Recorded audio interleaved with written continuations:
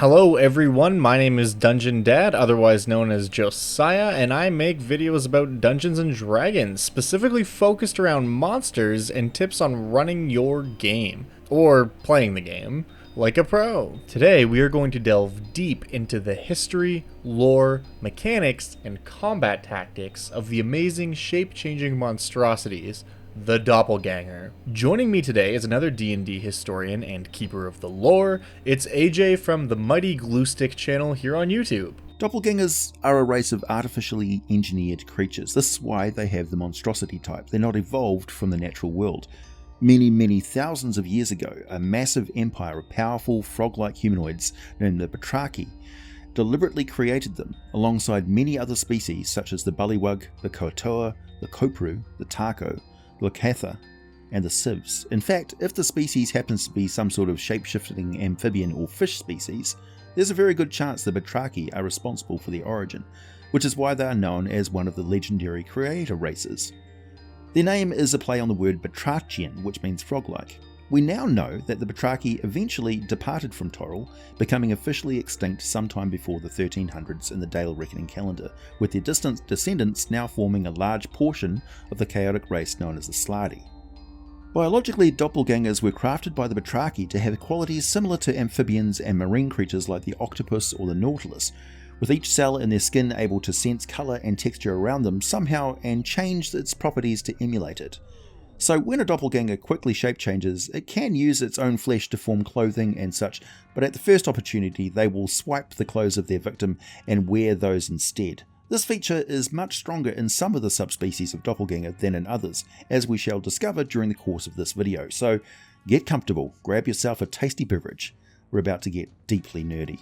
There are countless stories and myths throughout human history stretching back to ancient times where people encountered doubles of themselves or others that they know. Something I find very interesting about these stories is that the doppelganger is almost universally described as sinister or evil, a bad omen. Doppelgangers are often used in storytelling as a way to explore the duality of humankind, and I think their adoption into Dungeons & Dragons is no exception. The doppelganger informs some of our greatest fears. The fear of being replaced. The fear that others might be hiding things from us. The paranoia that what we know about someone might not be the whole picture. I think it's this fear of the unknown, which the doppelganger represents, that has made them a mainstay in pop culture. There are countless published D&D adventures ranging from low-level starter campaigns all the way up to epic level 20 modules that include doppelgangers. And I think that really speaks to the diversity of this creature and how literally at any point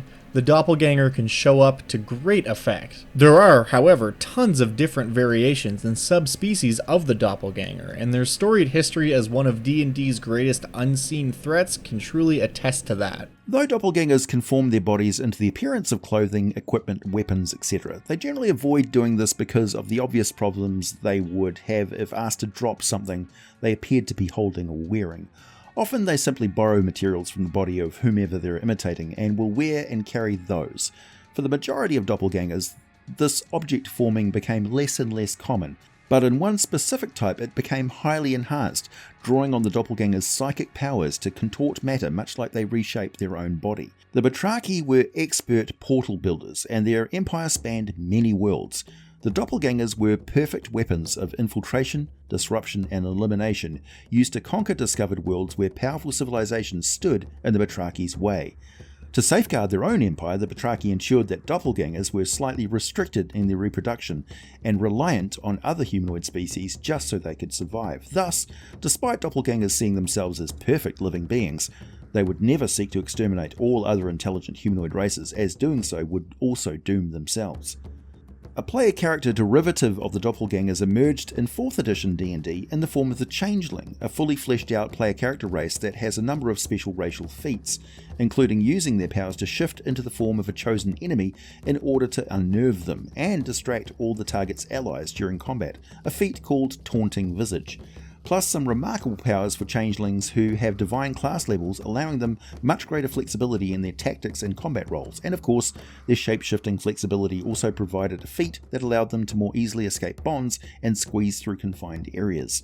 All in all, I would say Changelings were one of the better playable races of 4th edition, and I'm delighted to report that they are now officially part of 5th edition. As is fitting, they kind of snuck into the edition without my noticing until Josiah pointed me in the right direction. They show up in the Icewind Dale Rime of the Frostmaiden adventure as a secret background story for a player character. They also featured in Unearthed Arcana release number 52 and became a more official playable race as part of the Eberron Rising from the Last War setting book. As a playable race, Changelings can be of any alignment and can be found in any adventuring location. They are a truly multiversal, pan-dimensional race that can potentially be the backbone of a hidden culture sharing incredible knowledge and orchestrating all kinds of secret plans within the civilizations they inhabit. Changelings look a lot more like other humanoids. The artwork for them in 4th edition depicted individuals who were more of a clear gender, and more normal features such as very pale yet colourful hair, skin that was almost stark white with some darkness around their similarly blank white eyes. Otherwise, their body proportions were far more like that of an elf. Changelings get a +2 bonus to charisma and +1 to one other ability score of choice. In contrast, the true form of a doppelganger is that of a genderless, ash-grey, fleshed and quite unattractive monstrous humanoid. They have loose, frog-like skin with visible large veins under the surface. They have no nails on their fingers and toes and have pointed ears on either side of a long face with eyes a little too high and too much of a gap between their nose and mouth. If they do have external ear features, they will be pointed like an elf but stand out on the sides of the head more, rather than sweeping back flush with their skull. Their flesh looks soft and rubbery, their frame looks kind of weak, but in fact they are very tough and much stronger than they look. The age of a doppelganger can be determined only when it's in its true form. The more creases it has under its eyes, the older it is. They have the same lifespan, but a slightly faster rate of development as a human. Changelings are of similar size to a human, a bit slimmer, and they have the following special powers. First, they have changeling instincts, which gives them automatic proficiency with 2 of the social skills, picking from deception, insight, intimidation, or persuasion. They can also speak 2 other languages in addition to the common tongue, and they have the shape changer ability. As an action, the changeling can change their appearance and their voice. The player can determine the specifics of the changes, including coloration, hair length, and sex.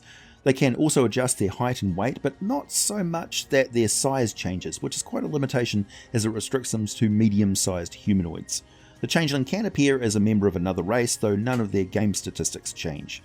They can't duplicate the appearance of a creature they've never seen, and must adopt a form that has the same basic arrangement of limbs that they have. Plus, they're incapable of making their body form into the appearance of clothing and equipment, but they can maintain their new form as long as they like. It only requires one action to change to another shape, otherwise, like doppelgangers, they always revert to their true form when they die. Something truly captivating about any monster with fantastical abilities is how they change and develop based on their environment. This Darwinian evolution is not only logical, but also helps us imagine what different types of doppelganger-esque creatures could be out there. For example, have you ever wondered what would happen if a doppelganger's corpse was raised from the dead using necromancy? Many undead creatures maintain some bastardized or corrupt version of their abilities which they had in life, and the doppelganger is no exception. When brought back as an undead, a doppelganger is no mere shambling zombie. Instead, it will rise from the grave as a defacer, a grotesque undead shape-changer that wields a truly awful version of the doppelganger's power of imitation. Originally printed for D&D's 3rd edition in the Monster Manual 4, the defacer can't change its shape at will. However, it can steal the face of a recently deceased humanoid victim, and their soul along with it, leaving behind a corpse completely devoid of any facial features. This allows them to take on the form of the creature whose face they have stolen. This will quench their hunger for identity since the defacer can't create any identity of its own, and stealing one is the only choice it has. Unfortunately for the defacer, this change of appearance is not permanent, and after about a week, their ability to maintain the stolen form will fade, dooming them to repeat this cycle of killing and soul stealing to feed a never-ending quest for identity. Defacers are nasty, and have a whole slew of messed up abilities that have made my players recoil on more than one occasion.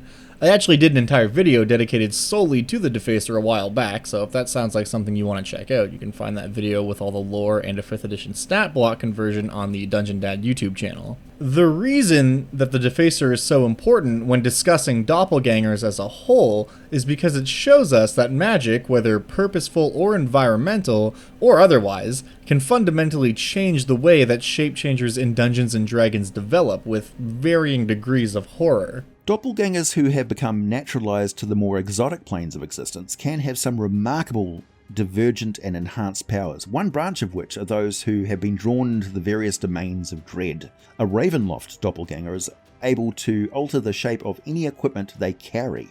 However, this ability functions only between items of similar function and material. For example, a doppelganger can change a sword into an axe, or clothing into leather armor, or a filthy collection of ragged clothing into an elegant evening gown, but they can't change cloth and clothing into metals and a suit of plate mail. These altered items function perfectly normally, but their new form is maintained by the will of the doppelganger, so if a Ravenloft doppelganger's clothing or equipment is separated from the creature by a distance of 5 feet or more, the objects revert to their true form. It is impossible to have any idea of just how many doppelgangers and changelings there are, but we do know that doppelgangers do form the backbone of shapeshifter culture within humanoid centers of civilization. Despite the more powerful and intelligent dragons being well known for taking on humanoid forms, they concern themselves mainly with their own agendas, and the doppelgangers are the true culprits behind the scenes pulling the strings.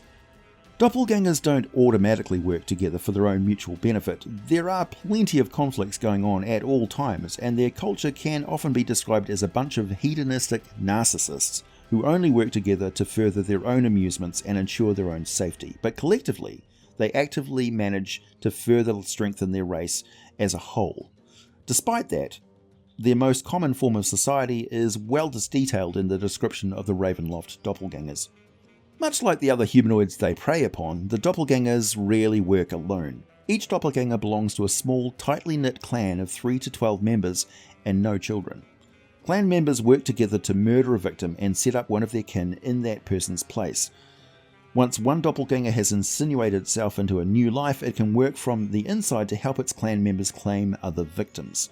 Usually, doppelgangers work from the bottom up. It's difficult to replace a wealthy noble without inside help. First, the doppelgangers replace a guard or servant in the noble's home. From there, they take over a high-ranking servant such as a captain of the guard or the head butler. With the captain or butler replaced, they aim for a family member. When several doppelgangers are established inside the noble's estate, it's relatively easy to replace the noble himself. One-on-one, they are expert tactical opponents to those who would seek to oppose them, bring them to justice or stand in their way. In the mind of your average doppelganger, they feel that their very nature justifies their theft, fraud, murder, and so on. It's their nature as superior beings to prey on the cattle they live alongside of. Although they have an extreme sense of empathy and can literally feel the emotions of humanoids around them thanks to their extrasensory perception, they feel detached from these emotions, hardened to them over a lifetime of being constantly subjected to everyone else's emotions and surface thoughts around them. Doppelgangers are capable of falling in love, or maybe they are just perfectly able to emulate the emotion. Either way, they have an ability to seemingly just switch off emotions when needed, which is one of the reasons they are totally immune to being charmed by any means. They don't sleep. As stated in a Dragon magazine issue published in December 1983, they appear biologically incapable of sleep, though in their altered forms they will pretend to sleep when such action is appropriate, plus whenever they have to act that way in order to prevent them from being discovered for what they are. In earlier editions, the ESP abilities of doppelgangers contributed to their enhanced armor class and damage dealing ability, as they could sense attacks in opening split seconds before they happened, reading the emotions and surface thoughts around them constantly. When faced with opponents whom they can't read this way, they suffer combat penalties. Their ESP ability is very different from traditional spells or psionic powers, as it is continuous but can only focus on one being at a time, though they can switch that focus as rapidly as we would glance from one person to another. This allows them to sense what other people around them expect the person they are imitating to do or say at any moment, and they are so good at it that their emulation is completely accurate. In the 5th edition version of the Doppelganger, this is represented by their base armor class of 14, their skill bonus to the deception and insight skills, plus their ability called Read Thoughts. They need to be within 60 feet of the creature before they can attempt thought reading, and while they can do this through some barriers, it has the same limitations as telepathy, so a thin layer of lead, a couple of inches of metal, or a few feet of stone or wood will block it. While the target is in rage, the doppelganger merely maintains concentration to listen in on the target's surface thoughts, during which time the doppelganger will have advantage on wisdom, insight, and charisma, deception, intimidation, and persuasion checks against the target. In early editions, they would lose their armor class bonus and such when facing an opponent they could not have its thoughts read, and curiously, the doppelganger's wisdom score is only listed as 12, which is woefully low considering what these creatures are actually capable of. A doppelganger can continuously monitor the surface thoughts of only one character at a time, but can also probe more deeply into the character's mind, becoming aware of deeply hidden facts about the character's life, nature, and habits. This furthers the illusion that the doppelganger actually is whoever it is imitating, and also add to the doppelganger's combat skills. All of that can sound overwhelming to deal with as an adventurer, and it is. However, there are things we can do to combat against the infiltrators. Detect Magic is a low-level spell, but while not specified in 5th edition, in older versions of the game it would allow you to detect a faint aura of transmutation magic in a doppelganger that had shifted forms. Another option is the 4th level spell Polymorph. This spell allows the caster to transform the target into another creature altogether. Now I know what you're thinking, how is polymorphing someone going to prove that they're a doppelganger? Well, there is a line of text in the spell Polymorph that specifies this spell has no effect on shape-changers or a creature with 0 hit points. Meaning that if you cast this spell on a doppelganger, it will simply fizzle as the target can't be affected. Detect Thoughts might also be helpful here, however, seeing as some doppelgangers can absorb the memories and personality of their victims, it's not a guaranteed success. However, there is one spell which is sure to be effective. The 2nd level druid spell, Moonbeam. Moonbeam causes a decent amount of damage in a 5-foot radius, but it also forces all shape-changers to roll a saving throw at disadvantage. If they fail, they are forced back into their true form. While the doppelganger still might make it save, this is the most reliable tool that we have in the base rules at a reasonable level of power to reveal a doppelganger as a doppelganger. Something you may want to consider as a DM if you're going to run a doppelganger-centric campaign is giving your players some way to semi-reliably detect them with a bit of work. Perhaps you institute some type of ruling that they're vulnerable to cold iron or silver. It's not like the players can just go around hucking silver coins at people, but perhaps by wearing a ring of silver and shaking hands with their suspect, some type of reaction will occur, tipping the players off. That might seem all too easy, but remember, doppelgangers are highly intelligent schemers. Simply wearing gloves would foil that little trick, and if the party is going after a cell of doppelgangers, once the first one's been taken down, the others will become much more cautious. Suddenly, everyone wearing gloves starts to seem suspicious. Does the town mayor not wear any silver because she's a doppelganger? Or maybe she just prefers gold. Once it leaks that doppelgangers have infiltrated the city, paranoia starts to spread like a sickness. The doppelgangers can use that. They might use their deep-rooted connections to incite violence and witch hunts. Before long, the party might even be suspect. After all, these strange happenings didn't start until they arrived in town. The paranoia and fear society propagates when something is revealed as not right is exactly the kind of thing a doppelganger cell might use to their advantage. If the party is aware of this, even better. Suddenly, their quest to cut out the doppelganger faction in town just became much more secretive. And the doppelgangers always have the advantage. They know who's after them.